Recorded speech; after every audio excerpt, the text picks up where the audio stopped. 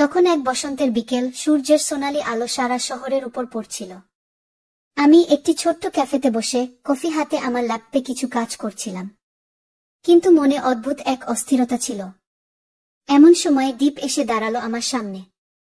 দীপ, যে আমার জন্য এক অজানা পরিচিত। আমরা কলেজের বন্ধু, তবে একে অপরের কাছ থেকে অনেকটা দূরত্বে ছিলাম। কেমন আছো? দীপ মিষ্টি হাসি দিয়ে প্রশ্ন করল। আমি একটু বিরক্ত হয়ে বললাম, ঠিক আছি। তুমি? তোমার কাছে এসে বসতে পারি? দীপ এক পলক না তাকিয়ে বলল। আমি অবাক হয়ে তাকালাম। বসত ও বলা মাত্র দীপ আমার সামনে টেবিলের এক কোণে বসে পড়ল। তার চোখে কিছু একটা ছিল যা আমি ঠিক বুঝতে পারছিলাম না। অনেক দিন পর আমাদের কথা হচ্ছিল, কিন্তু আজকে কিছু আলাদা লাগছিল। চুপচাপ কিছু সময় আমরা একে অপরকে দেখলাম। হঠাৎ দীপ বলল, তুমি জানো, আমি তোমাকে অনেকদিন ধরে দেখতে চাইছিলাম গো। আমি স্তম্ভিত হয়ে তাকে দেখলাম। কেন? আমার মুখ থেকে কথাটা বেরিয়ে গেল অবচেতনভাবে।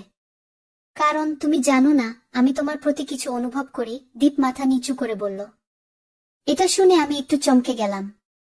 মনে হচ্ছিল এতদিন পর কেন এমন কিছু বলছে। আমি কিছু না বলেই চুপ হয়ে গেলাম। কিন্তু আমার মন বলছিল দীপ হয়তো সঠিক। আমারও কিছু অনুভূতি ছিল, তবে তা আমি নিজেও বুঝতে পারছিলাম না। কি তুমি কি ভেবেছ? দীপ আমার দিকে চেয়ে প্রশ্ন করল। আমি গভীর শ্বাস নিয়ে বললাম, দীপ, আমাদের মধ্যে কিছু ছিল, হয়তো তা কখনো ম্লান হয়ে গেছে, তবে এখনো তুমি বলছো কেন? দীপ একটুখানি হাসল, তারপর বলল, কখনো কখনো আমাদের হারানোর ভয় আমাদের সবচেয়ে বড় বাধা হয়ে দাঁড়ায়। তবে আমি জানি তোমার সঙ্গে এই মুহূর্তটা আমি হারাতে চাই না। কি আমার হৃদয়ে কেমন এক উত্তেজনা অনুভব হতে লাগলো। আমি আর কিছু না বলেই তার দিকে তাকিয়ে রইলাম। আমরা দুজনেই চুপচাপ বসেছিলাম, যেন সময় থেমে গেছে। ক্যাফের কোলাহল, লোকজনের হাঁটার শব্দ, সবকিছু হঠাৎ অনেক দূরের মনে হচ্ছিল। শুধু আমাদের মধ্যে এক অদৃশ্য কানেকশন তৈরি হচ্ছিল। দীপের চোখের মধ্যে এক ধরনের মাধুর্য ছিল যা আমি আগে কখনো খেয়াল করিনি।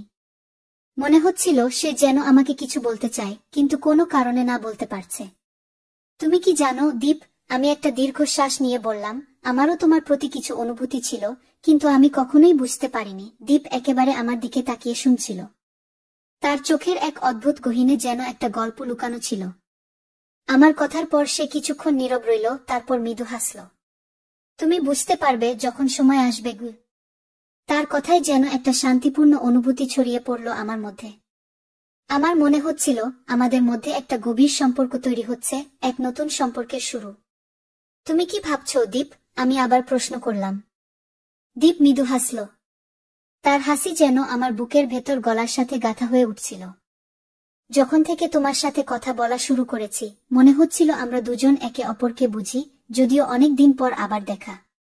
কিন্তু আজ, এই মুহূর্তে, আমি জানি তুমি আমার কাছে অমূল্য। আমি কিছু না বলে চুপচাপ তার দিকে তাকালাম।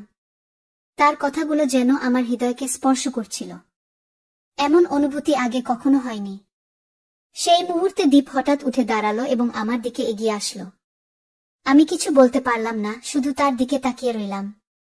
সে আমার হাতটি আস্তে করে ধরল, আর তার স্পর্শে যেন সমস্ত দুনিয়া থেমে গেল। এটা কি ঠিক দীপ? আমি ঠোঁট কামড়ে বললাম, কিন্তু আমার মন আর শরীর তার স্পর্শে শিথিল হয়ে গিয়েছিল। হ্যাঁ, এটা ঠিক, দীপ কোমল কণ্ঠে বলল। তুমি জানো, আমাদের মাঝে যে দূরত্ব ছিল তা শেষ হয়ে গেছে। আজ থেকে আমি আর তুমি একে অপরকে ছাড়া কিছুই ভাবতে পারবো না। কি তার কথা শুনে আমি আর নিজেকে ধরে রাখতে পারলাম না। স্টান উঠে দাঁড়িয়ে তার কাছে চলে এলাম। আর তারপর সেদিন, সেই অদ্ভুত মুহূর্তে আমি প্রথমবারের মতো তার ঠোঁটে ঠোঁট রাখতে গেলাম। দীপের হাত আমার গাল স্পর্শ করল, আর সেই মুহূর্তে আমাদের মধ্যে যা ছিল তা একেবারে নিঃশব্দ হয়ে গিয়েছিল। শুধু আমাদের হৃদয়ের আওয়াজ ছিল। দীপ আমার হাত দুটি শক্ত করে ধরল। সে কিছু বলতে চাইল, কিন্তু আমি তার ঠোঁটে আঙুল রেখে চুপ থাকতে বললাম। এই মুহূর্তটি যেন এক অভিশাপ, এক স্বপ্ন।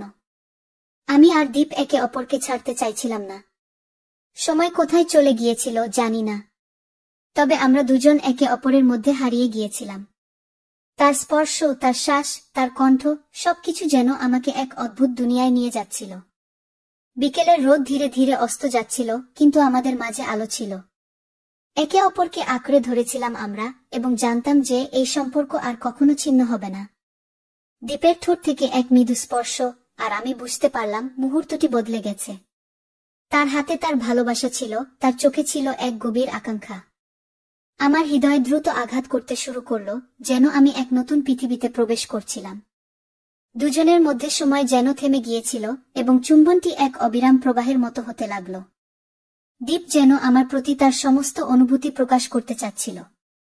তার ঠোঁট আমার ঠোঁটে মিশে গিয়েছিল, আর আমি ভাবতে পারছিলাম না কখন আমরা এত কাছে চলে এসেছি। আমরা একে অপরের মধ্যে এক অদৃশ্য শক্তি অনুভব করছিলাম, যা আমাদেরকে একসাথে আরো কাছাকাছি নিয়ে আসছিল। তার হাতে আমি অনুভব করছিলাম যে এই স্পর্শে একে অপরের প্রতি বিশ্বাস, আকাঙ্ক্ষা এবং ভালোবাসা মিশেছিল। দীপ আর আমি একে অপরের মধ্যে হারিয়ে গিয়েছিলাম, যেন পৃথিবী ছেড়ে এক নতুন জায়গায় চলে গেছি, যেখানে শুধু আমরা ছিলাম। এক চুম্বন আর তারপর আরেকটি, এভাবে সময় চলে যাচ্ছিল। আমি অনুভব করছিলাম যে আমাদের এই মুহূর্তটি যেন কখনো শেষ না হয়। দীপের হাত আমার পিঠে সরলভাবে চলে যাচ্ছিল, আর আমি তাও অনুভব করছিলাম যেন সে আমাকে একাত্ম করতে চাইছে।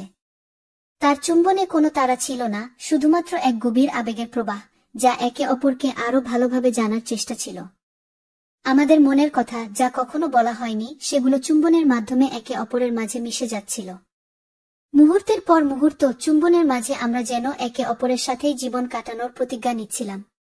দীপের হাত আরো কাছে চলে এলো, আর আমি কিছু বললাম না। এই মুহূর্তে কোনো শব্দের প্রয়োজন ছিল না, শুধু আমাদের সংযোগ, আমাদের অনুভূতি ছিল গুরুত্বপূর্ণ। শেষে একসময় চুম্বন থেমে গেল, কিন্তু আমাদের চোখে এক গভীরতা ছিল, যা বলে দিয়েছিল আমরা দুজনেই একে অপরের জন্য তৈরি। দীপ আমার চোখে তাকিয়ে হেসে বলল, এই অনুভূতি আমি কখনো চাই না শেষ হোক।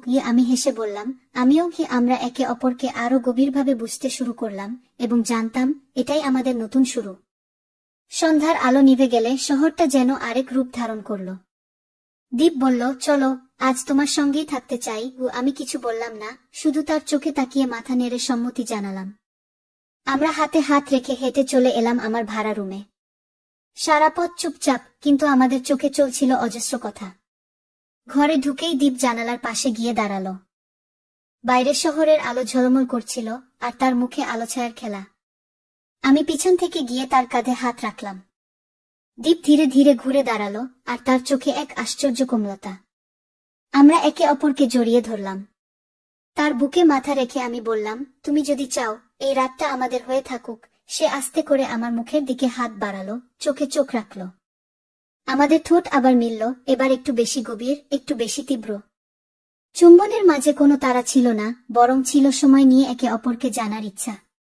প্রতিটা স্পর্শে, প্রতিটা নিঃশ্বাসে আমরা যেন মিশে যাচ্ছিলাম। ধীরে ধীরে দীপ আমার কপালে চুমু খেলো, গাল ছুঁয়ে নামল ঘাড়ে। আমার চোখ বন্ধ হয়ে গেল। শরীরে কাঁপন ধরছিল, তবে সেটা ভয় বা সংকোচে নয়, ছিল উত্তেজনায়, ভালোবাসায়। আমি তার হাত ধরলাম, তাকিয়ে বললাম, তুমি কি নিশ্চিত? সে মৃদু হাসল, তোমাকে ছাড়া আজ রাতে আর কিছুই ঠিক মনে হয় না। রাতটা কেটে গেল ধীরে ধীরে, মুগ্ধতায়, আবেগে, ভালোবাসার সবটুকু উষ্ণতা দিয়ে। আমরা একে অপরের শরীরে, মনে আর আত্মায় যেন এক হয়ে গিয়েছিলাম। অনেক কথাই হয়নি, কিন্তু স্পর্শে, চোখে চোখ রেখে যেন সবকিছু বলা হয়ে গিয়েছিল। জানালার বাইরে চাঁদের আলো বিছানায় পড়েছিল, আর আমি দীপের বাহুর মধ্যে ঘুমিয়ে পড়েছিলাম। সেই রাতের পর আমাদের সম্পর্ক আরো গভীর হয়ে উঠল। প্রতিদিন সকালে দীপের মেসেজ, বিকেলে একসাথে হাঁটাহাঁটি, আর রাতে ফোনে কথা। জীবন যেন হঠাৎ করেই অন্যরকম সুন্দর হয়ে উঠেছিল। কিন্তু কিছুদিন যেতে না যেতেই আমি আমার শরীরে অদ্ভুত কিছু পরিবর্তন অনুভব করতে শুরু করলাম। প্রথমে হালকা ক্লান্তি, পরে মাথা ঘোরা, এবং তারপর হঠাৎ করেই শুরু হলো পেটে ব্যথা, আর প্রায় প্রতিদিন সকালে বমি বমি ভাব।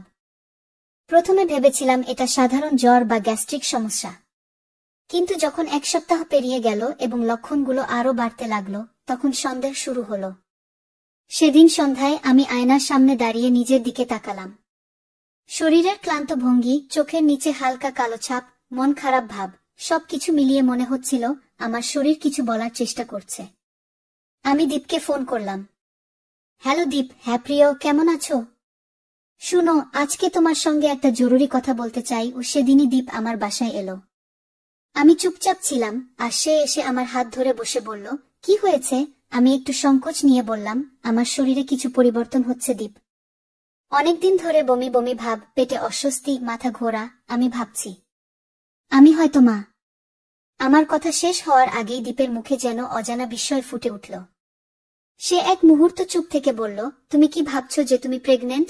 আমি মাথা নিচু করে বললাম, হ্যাঁ দীপ, আমি প্রেগন্যান্ট হতে পারি। ঘরটা কিছু সময়ের জন্য নিস্তব্ধ হয়ে গেল।